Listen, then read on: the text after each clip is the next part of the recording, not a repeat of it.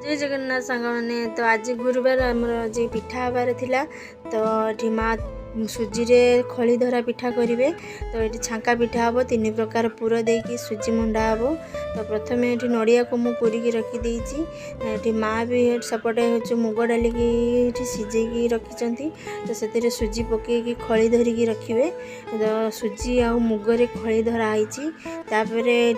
नड़िया को भी आम झाई मारिकी रखीदेचु नड़िया पुर देवाई आ गोटे पुर हम हूँ बिरी डाली रे बिरी के प्रथम बतुरिकी रखी तो से अदा कंचा लंका देकी ग्राइंडिंग करके रखी दिखाई आलूर भी गोटे पुर दिज्व तो आलू से जीरा लंका गुंड आउ घी आ लुण देकी भल भाव गली दिखाई तो तापर ये आम बिरी डाली रे भी घी भलसे लुण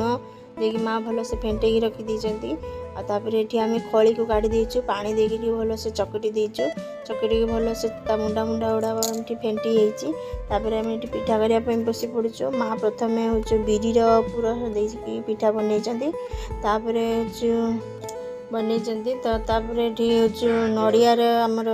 आलू पुर दिखाई आलू पुर पिठा गोटे बनई देती आपर ये जो नड़िया भी रखी थे से नड़िया भी पूरा दे गोटे बनई देती ये गोटे गोटे कर प्रथम सब पिठा गढ़ी देचु पिठा ये सब गढ़ी सारापर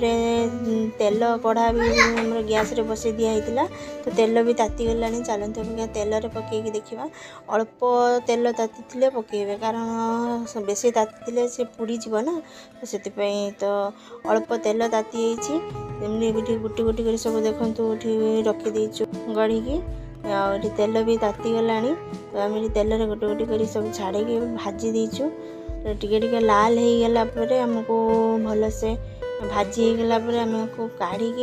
गोटे पात्र रखी देचु आ देखो सांग मैंने आमर तो पिठा बनिकी रेडी होगा छक्का पिठा 3 प्रकार पुर